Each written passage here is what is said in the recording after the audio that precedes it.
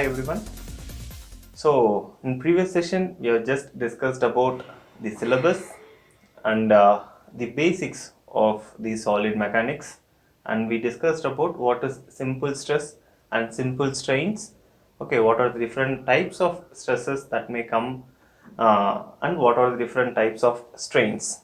Okay, so based on the applying of load, so compression stress, tensile stress and shear stress and their respective strains. Okay, and we saw about the Hooke's law, okay, which states that stress is directly proportional to constant, and we got the proportionality constant as Young's modulus, that is E.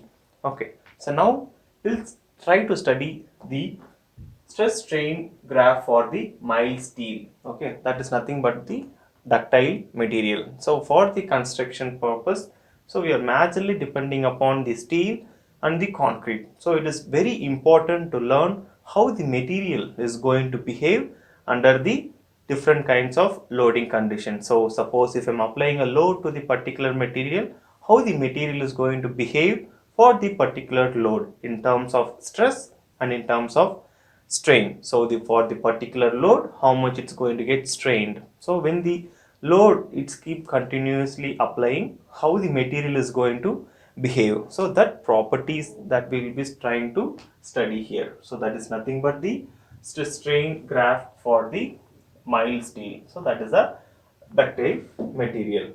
So if you see here, so this is your y-axis, okay, and this is your x-axis. Okay. So in your y-axis we have stress. What is stress? Stress is nothing but load by area, and what is strain?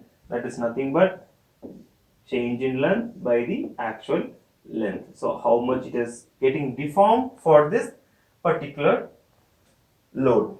So here if you see, the load is going to be constant and your deformation is going to change according to the load that is being applied to the material. So we have in y-axis we have stress and in x-axis we have strain. Okay, suppose let me take a material. Okay, let me take a material. Okay, example an iron rod. Okay, example an iron rod. Okay, so I'm going to apply a load. Okay, I'm going to apply a load. Okay, I'm going to apply a load. Okay, like this in this direction. So I'm trying to apply a load P in this direction. So I'm going to apply uniformly 1 kilonewton, 2 kilonewton, 3 kilonewton, 4 kilonewton. So for the particular load, how much is going to be the elongation that is going to happen? That is nothing but strain. For that load, how much the elongation is going to happen? Because see here, it is the tensile stress, the force that is being applied here. If you notice, it is nothing but the tensile stress, and the strain to that respective stress is nothing but tensile strain. Okay, the strain respective to that stress is nothing but the tensile strain. So how much it is going to get strain for this particular load. So in between that, what is going to happen to that material? So that we have drawn through this graph. We are trying to study through this graph what is happening to that material if I am trying to apply a load. See, I am applying a load here. Let me put a plot a graph here, load and the strain. So in terms of deformation, okay, see here, so till here, okay, so till here, if you notice, if you notice, you can see stress is improving linearly. It is in the linear, means what? Stress, this stress is directly proportional to strain. So when I apply 1 kilonewton, okay, there is 1 mm, there is a deformation of 1 mm. If I apply 2 kilonewton, the deformation is 2 mm. Okay, if I apply 3 kilonewton, deformation is 3 mm. So this pattern continues till this point. Till this point, this pattern continues. So till here, the Hooke's law is valid, means stress is directly proportional to strain. So till here the material is going to behave in an elastic manner. Means I am applying a load. If I leave the load at that particular elastic limit, it will come back to its original shape and the original position. It come back to its normal shape and the normal position. So whatever the load I have applied here till here, if I remove it, the material will come back to its normal position, normal shape. I am further applying the load. If I further apply the load, see here, there is a bend here. Okay, if you notice here, see here, if I further apply a load, okay, there is a bend here. Okay, so this is nothing but yield stress point. Okay, yield stress point. So from here, so means what? It is not going to behave according to Hooke's law. The stress is not proportional to strain, so it will start behaving in its own manner. See here. So after this, it is an yield point. Means after this, I am not going. The material will say I am not going to take further load, so I am going to deform. I am going to undergo a permanent deformation. Okay, so I am applying a load, further load here. So it has reached its yield stress point. So this point. So after this, the material will enter into a plastic state. Okay, after this load, that is Hooke's law limit. Okay, up till the elastic state of the material. Elastic state of the material means stress is directly proportional to the strain. Okay. So that is called the slope that has been taken here is nothing but the Young's modulus. That is nothing but the modulus of elasticity. Okay. So here we are trying to give the equation, right? Stress is nothing but E by strain. So it is valid till this elastic limit. So this equation, that is Hooke's law, is valid till this elastic limit. So if you take the slope here, it is nothing but your Young's modulus. See, that is nothing but stress. Young's modulus nothing but stress by strain. So it is valid till here. So further applying load, it enters into yield stress point. So here this point is nothing but yield stress point. Means the behavior of the material is going to vary. It's not anymore in the Hooke's law limit. Okay, so it is entering into the plastic stage. Okay, so further I am applying a load. Okay, further I am applying a load. So the material will undergo the molecular change. So if I apply a load, further applying a load, it will undergo the molecular change. Means this portion is nothing but strain hardening. So till here the material will further take load, but it will not come back to its original position. It has undergone the plastic stage. Means if I am trying to bend a plastic, anyway it's not going to come back to its original state, right? So it is entering into its plastic stage. So this point is nothing but ultimate stress point. Means the maximum load that particular material can bear. So it has reached at this point will be the ultimate stress point. So after this it will further fall down. Okay, means what? It's not taking load, but there is a strain. Material is undergoing strain. Okay, but it is not taking the further load. Okay, it's not taking further load. This portion is called softening, strain softening. So this is strain hardening and this portion is strain softening. So at this point the material will break. Okay, that is nothing but breaking stress point, where the material is going to collapse entirely. Okay, it will be depart. Okay, so here we want to notice what is the elastic state of the material, what is the yield stress of the material, what is going to be the ultimate stress point, and what is going to be the breaking stress point. So these are all the important points. So here where the necking will happen. So that is now called necking of the material. Means what happens here?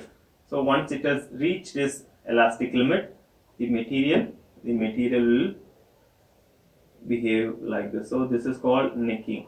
Okay, so the necking will happen. So you are applying a load. So this is nothing but necking. Okay, where the material is trying to enter the plastic region. Okay, so this is what happens at this point. Okay, so next we'll try to study about, so this is typical non-ferrous material and this is non-ferrous material, means which is having ductility property, which is a brittle property. The material is having brittleness, so it is having ductility and this is having brittle. Okay, the failure is going to be brittle. So example, so typically we'll be working in the construction field of concrete and the steel. So steel will have some ductility, concrete will not have the ductility, it will fail in a brittle nature. Okay, it will break suddenly, but steel will show some indication before it's going to collapse. So that necking portion will be witnessing in the steel, but in concrete we can't witness the when it's going to break. When it reaches its ultimate load, it will fail. But when it's steel, when it reaches its load, it will show the indication that I am going to fail. So that is nothing but ductility property. So this is having the ferrous material, how the material is going to behave, and this is non-ferrous material. So it is very important in terms of your exam point of view. So it's nothing but stress in your y-axis, strain in your x-axis. So the alloy material will behave, okay, it will almost behave like an brittle. Okay, it has very minimal ferrous content, so it has maximum carbon content. So it will be behaving like a, concrete, like brittle. The failure will be very brittle. See, there is no indication of necking here when you see the alloy material, but it has more strength. See here, it can take more load. Okay, it can take more load compared to high carbon steel, medium carbon steel, and mild steel, and the wrought iron and the cast iron. Okay, so comparatively, the alloy steel have more strength, but the failure will be very brittle. Okay, like if I am breaking a chalk piece, how it will break? It will break in the same context. So we have high carbon. So even high carbon will not show the indication of the failure. So it is going to fail in a brittle nature. So when it reaches its ultimate load, it will fail. So till here the Hooke's law is valid. The time when it reaches its Hooke's law means it is not, the stress is not anymore proportional to the strain. Okay, similarly we have medium carbon steel, so it has some indication, it will show some indication. See here, so it has reaches, after reaching its ultimate load, so it is this ultimate point where it reaches its load, but still it can take the strain. Okay, but it's not going to take the load, but it can take the strain. It is showing some indication. So mild steel, this is what we have studied, we have been seeing.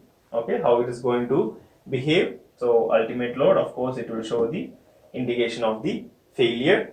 And the wrought iron, okay, wrought iron also have the minimal ductility property. And cast iron, cast iron is nothing but the brittle iron. See, it is kind of very poor ion which has very minimal ferrous content and maximum carbon content. Okay, so it is nothing but cast iron.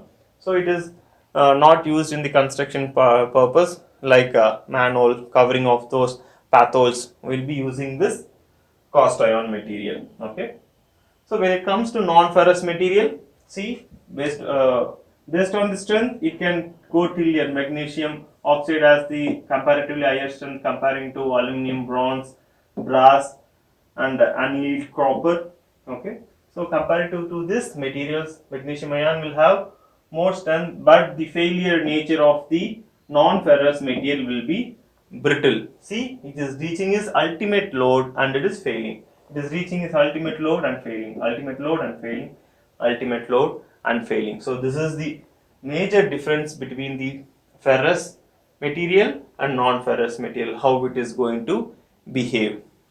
Okay, so we'll look into what is this modulus of elasticity. So it is one of the important parameters when it comes to elastic constants. We have few elastic constants. Out of that, we have modulus of elasticity is one of our important uh, properties. Okay, so modulus is nothing but a constant value. So elastic modulus of elasticity. So some constant of the particular material based on its elastic property. We are trying to define with that term. So till Hooke's law is valid. Okay, so till this Hooke's law is valid means stress is directly proportional to strain.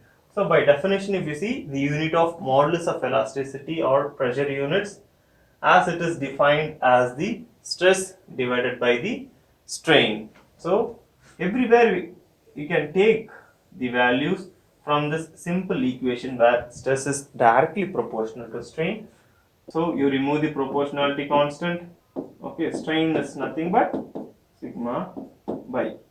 Okay, anyway we know there is no unit for strain because it is dl by L. Ultimately, the unit for the Young's modulus will be Newton per mm square in terms of SI units.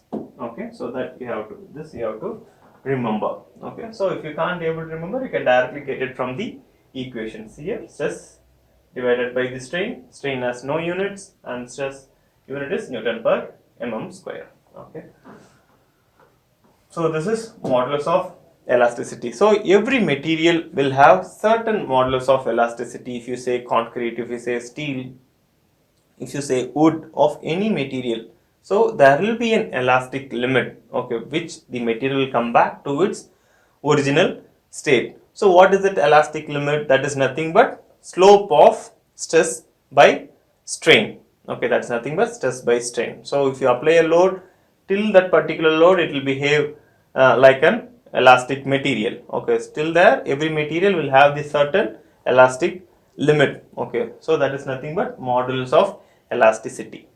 Okay, so from here you can see how from the Hooke's law of you got deflection is nothing but load into length by cross sectional area and the Young's modulus. So it is nothing but the stress. Stress is directly proportional to strain. So it is, we are adding the proportionality constant of Young's modulus, removing the proportionality constant, and E is nothing but Young's modulus. Okay, we know stress is nothing but load by area and strain is nothing but change in deflection by the actual length. So if you substitute these values in this above equation, we'll get the deflection is nothing but PL by AE. So it is like a mantra, we should remember it. PL by AE. Deflection is nothing but PL by AE. So where if you can't able to remember it, again you should come back to its Hooke's law. Stress is directly proportional to strain. From there it is easy to derive this deflection formula, that is PL by AE. So from here we can able to arrive any of the materials deflection. So principle of superposition. So what is this principle of superposition? So from the definition we can say when a number of loads acting on a body, see we have n number of loads acting on this particular beam of simply supported. Okay, we have uniformly distributed load and the point load which is acting on this two portion of the beam. So according to the principle of superposition will be the algebraic sum of strains caused by the individual loads. So if I take the impact of this UDL created to this beam, summing that together, what is the impact created by this point load to the beam will be equal. What is the impact that is going to give together? Okay, that is nothing but principle of superposition. The number of loads are acting on a body. When a number of loads acting on a body, the resulting strain according to the principle of superposition will be the algebraic sum of strains caused by the individual loads. So see here we have n number of loads acting on this particular simply supported beam. So the impact that has been created together will be equal to the, if you make it into individual loads like uniformly distributed load to the point load, the impact is going to be the same. So that's what we are stating from the principle of superposition. So that we can see it with the simple problem. Let's take a bar which is having A,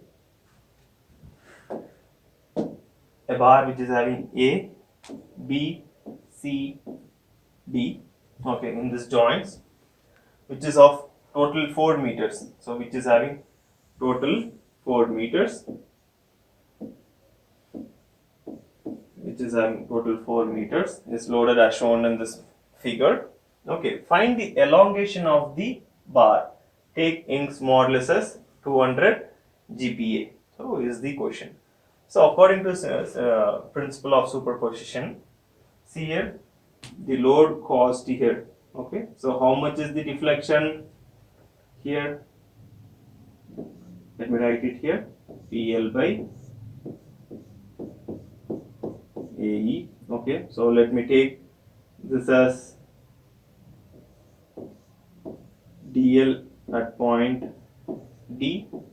Okay, will be equal to, means load at this point will be 25 kilonewton. So here also will be 25 kilonewton. So this system is in equilibrium condition. So here you have to understand a point. The system is in equilibrium condition.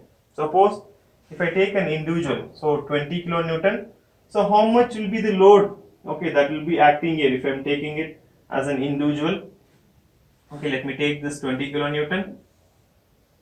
Okay, so before going to the problem, let's check whether the system is in equilibrium condition. So I have 20 kilonewton here, 20 kilonewton. Okay, so how much should be the load that has to be acting here? Of course, it should be 20 kilonewton. So let's check it. So we have 5 kilonewton, it is going outward. So how did I do this 20 kilonewton? I will do the bifurcation here. So it is 5. Okay, it is going outward. Okay, again I have 10 minus 10. Okay, inward, and again plus 25. So put together we will be getting 20 kilonewton. Okay, so 30 minus 10 will be 20 kilonewton outward direction. So similarly, if I take 5 kilonewton is inward. So similarly, if I take this individual body, since the system is in equilibrium, so if I take 5 kilonewton here, same amount of 5 kilonewton will be applying here. So 5, so see here 25 minus 10. Okay, so how much is the load that is acting here? So let me take the individual object. Here. Okay, how much will be the load that will be acting here? 5 inward, 20 outward. So we will have 15 kilonewton acting outward. So how much? See here, 20 outside I am taking it as positive, and 5 inside I am taking it as negative. Okay, so it is nothing but 15 kilonewton outward. So similarly here we will be having 15 kilonewton which will be acting outward. So how did we get this 15? See here, 25 outward, let me take it as positive, 25 outward, then 10 inward minus 10. So put together I got 15 kilonewton. Okay, similarly I am taking this individual body, so it is 25 here, 25 kilonewton. Ultimately this should be of 25 kilonewton because the system is in equilibrium. If you want, you can compute it. So 20 outward, okay, 10 outward, 30, 5 inward, then minus 5 will be 25 outward. So I came to know how much is the load that is acting, okay, in the particular cross section. So how much is the load that is acting in the particular cross section? Now it's just the substitution. Okay, it's just the substitution in the equation. Okay, I know what is the load that has to come here. So 25, How much is the length? Length is 1 meter. What is the cross sectional area? Okay, cross sectional area. So the cross sectional area that has been provided as 15 mm. Okay, 15 mm, pi by 4 d square. So diameter has been given.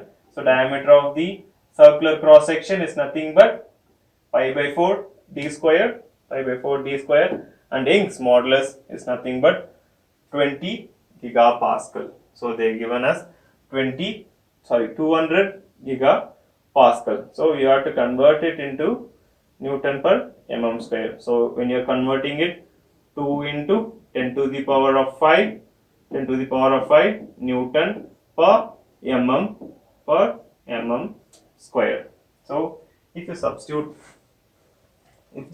the values here, you will be getting the total deflection that has been created because of this individual loads that is acting in this system. Okay, so I request you to try to practice this problem. Okay, so we'll come up and meet in the next class with some more additional problems. I'll come with the solution of this problem in the next class. Thank you.